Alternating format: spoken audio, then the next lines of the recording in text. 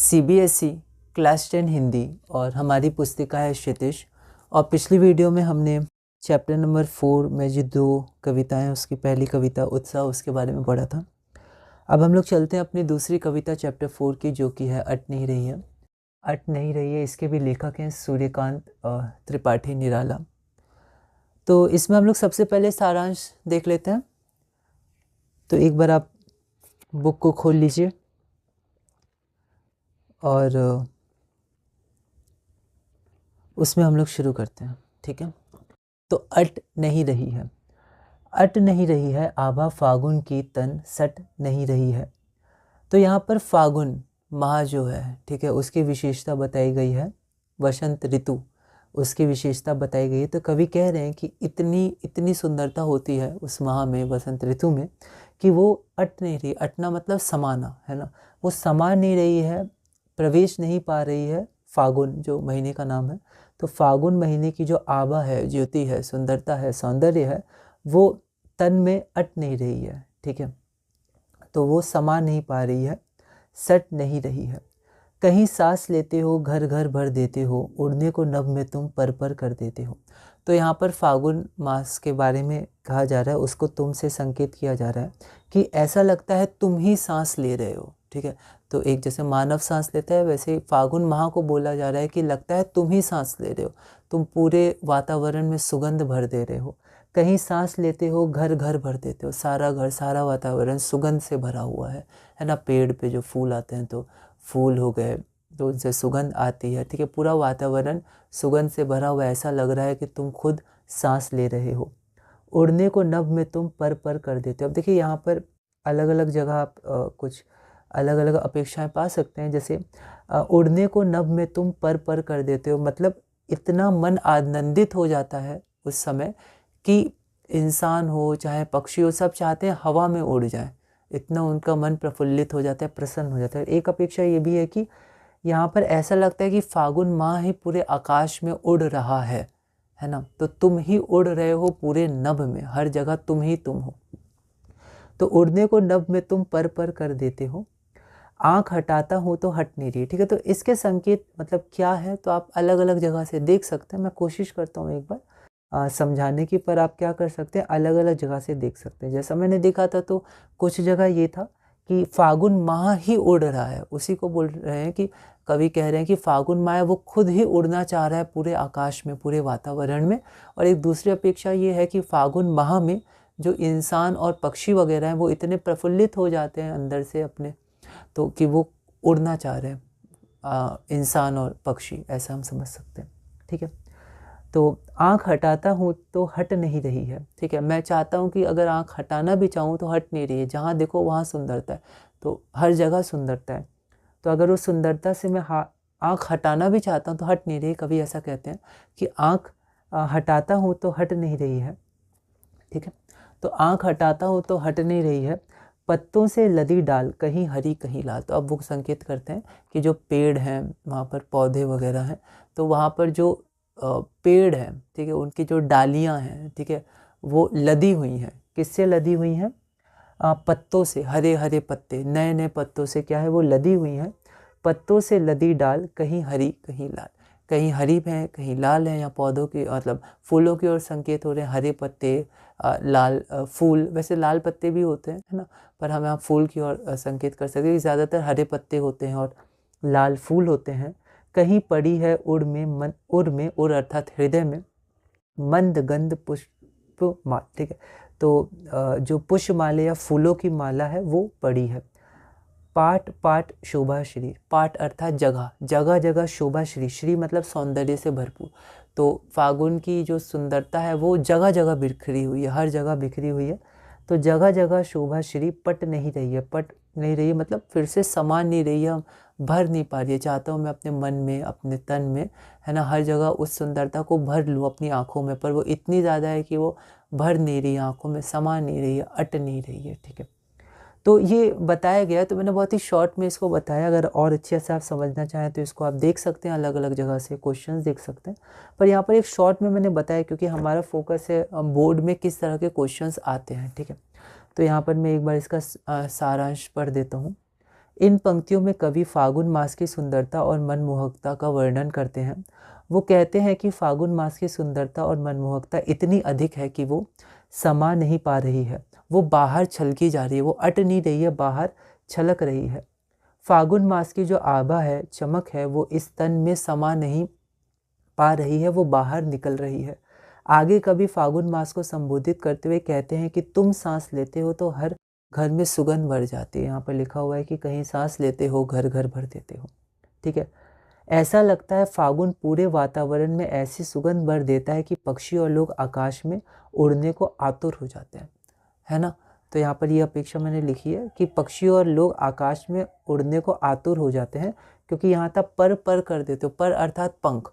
ठीक है, तो या ये हो सकता है कि फागुन मास खुद अपने पंख फैला के पूरे आकाश में उड़ रहा है, या फिर फागुन मास में इतनी सुंदरता है, इतना मन प्रफुल्लित है, प्रसन्न है कि पक्षी उड़ना चाह रहे हैं, अपने पूरे पंख फैला के लोग उड़ना चाह रहे हैं।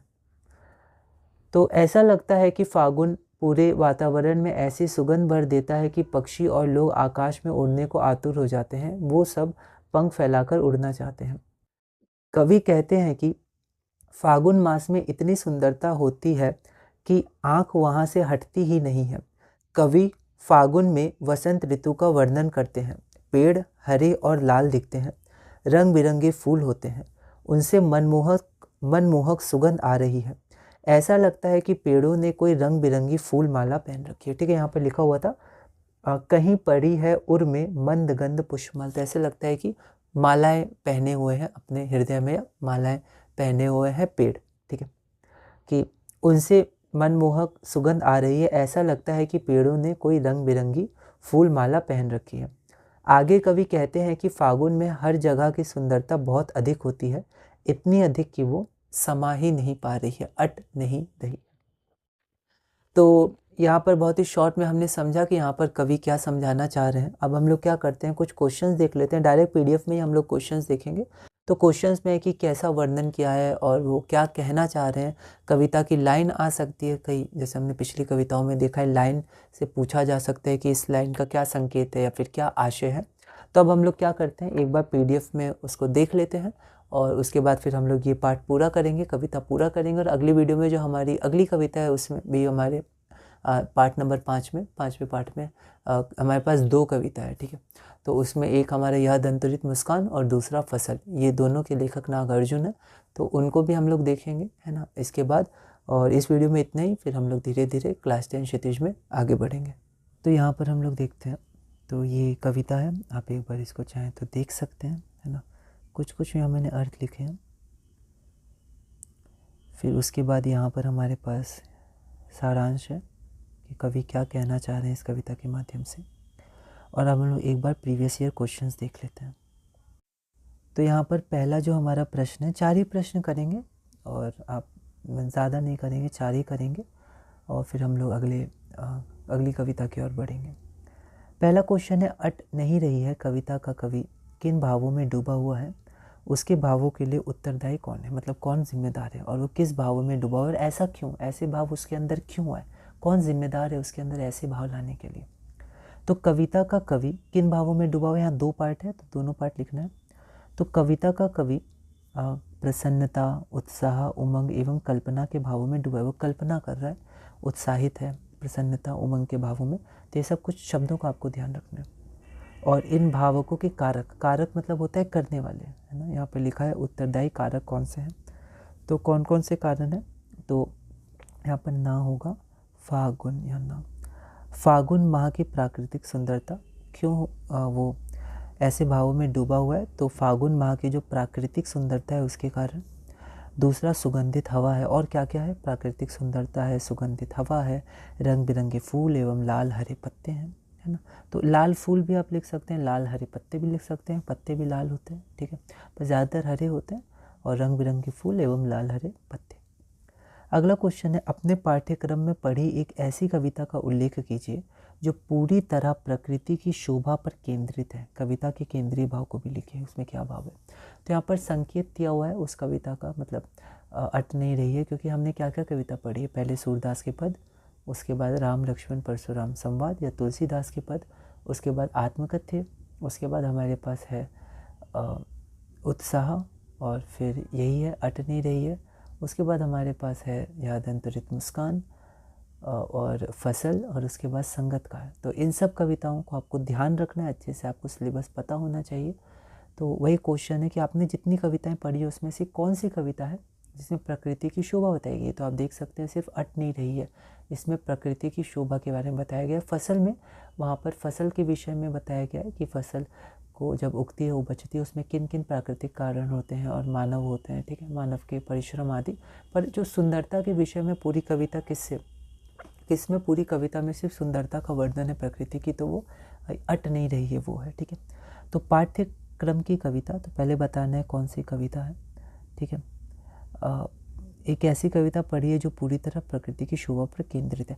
पर इसमें पूछा नहीं उस कविता का नाम लिखे, लेकिन फिर भी हम लोग इसमें बता सकते हैं कि पाठ्यक्रम की कविता अट नहीं रही, ठीक है, अट नहीं रही है ना, तो यहाँ है भी है, यहाँ लिख सकते हैं हम लोग, अट नहीं रही है। तो पाठ्यक्रम की कविता अट नहीं रही है, पूरी तरह प्रकृति की शोभा पर केंद्रित है, और इसका केंद्रीय भाव क्या है, तो फागुन माह का सौंदर्य। तो यहाँ तक हाफ मार्क्स है ना, तो इस नाम लिखने में भी हाफ मार्क्स मार्किंग स्कीम में दिया हुआ है, तो हम लोग लिख देंगे, तो मार्किंग स्कीम के अनुसार लिखा है। और केंद्रीय भाव हमें 3 लिखने हैं क्योंकि 2 मार्क्स का है, तो हाफ हाफ हाफ हाफ, तो हाफ हो गया कविता के नाम पे, और बाकी 3 केंद्रीय भाव, मतलब इसका मुख्य भाव, मेन जो इसका भाव है वो क्या है, तो केंद्रीय भाव, छोटी सी हेडिंग डाल दी। पहला पॉइंट फागुन माह के सौंदर्य, फागुन माह का सौंदर्य। दूसरा है प्रकृति और मानव मन का गहरा संबंध, है ना, प्रकृति से कैसे हमारे अंदर अच्छी भावनाएं आती हैं, प्रसन्नता होती है, मन खिल जाता है। तो प्रकृति और मानव का जो मन है उसका गहरा संबंध, और प्रकृति की असीमित आभा, फागुन माह का सौंदर्य, और साथ ही प्रकृति की जो असीमित आभा है, चमक है, ज्योति है, सुंदरता है, सौंदर्य है, वो सब, ठीक है। अगला देखते हैं, अट नहीं रही है कविता में कवि ने फाल्गुन मास या फाल्गुन माह भी कह सकते हैं। तो अट नहीं रही है कविता में कवि ने फाल्गुन मास में वसंत ऋतु में आए किन बदलावों का चित्रण किया। तो फाल्गुन माह में जो वसंत ऋतु आती है तो उसमें क्या क्या बदलाव होते हैं, जैसे हमने देखा था कि पत्ते कहीं हरे कहीं लाल ऐसे करके, है ना, और फिर और भी सुगंधित हवा बहने लगती है ना, तो ऐसे करके हमने देखा था कुछ कुछ परिवर्तन। तो वही पूछा गया है कि अट नहीं रही है कविता में कवि ने फाल्गुन मास में वसंत ऋतु में आए किन बदलावों का चित्रण किया है, इन बदलावों से आपके मन पर जो प्रभाव पड़ता है उसे भी लिखिए। तो देखिए अब ऐसे क्वेश्चंस आते हैं, थोड़ा आपको अपनी तरफ से भी लिखना पड़ता है ना, क्या प्रभाव पड़ते हैं, या फिर कोई भी पंक्ति का इसका क्या आशय हो सकता है, अपने विचार बताइए। तो पहला है मंद सुगंधित हवा का बहना, दूसरा लाल हरे पत्तों एवं फूलों का निकलना। तो ये पहला पार्ट हो गया। एक पार्ट और है कि इन बदलावों से आपके मन पर जो प्रभाव पड़ता है उसे भी लिखिए। तो इन बदलावों से मन में कल्पना, उत्साह एवं उमंग का संचार होता है, ठीक है। अगला क्वेश्चन हमारे पास है, अट नहीं रही है कविता का कोई अन्य शीर्षक दीजिए और तथा उसका कारण भी स्पष्ट कीजिए। तो जो अट नहीं रही है वो जो कविता है उसका कोई अन्य शीर्षक दीजिए, है ना, और उसका कारण भी स्पष्ट कीजिए कि आपने ऐसा शीर्षक क्यों दिया है। तो अट नहीं रही है कविता का अन्य शीर्षक हम फागुन दे सकते हैं क्योंकि फागुन माह की सुंदरता के विषय में बात हुई है। तो अट नहीं रही है कविता का अन्य शीर्षक फागुन। कविता में फागुन मास में वसंत ऋतु की प्राकृतिक सौंदर्य का चित्रण हुआ है। इसमें प्रकृति की असीमित सुंदरता का वर्णन हुआ है। तो वसंत ऋतु, चित्रण, प्राकृतिक सौंदर्य, असीमित, वर्णन, ये सब कुछ शब्दों का प्रयोग करिएगा ना, प्रैक्टिस करिएगा। अपनी तरह से आप लिख सकते हैं, कोई दिक्कत नहीं है, पर आप ऐसे भी कुछ शब्दों का प्रयोग कर सकते हैं और शॉर्ट में आप लिख सकते हैं। तो इस वीडियो में हम लोग इतनी रखते हैं। अगली वीडियो में हम लोग अपनी अगली कविता करेंगे और इसी तरह धीरे धीरे क्लास 10 हिंदी CBSE में आगे बढ़ेंगे।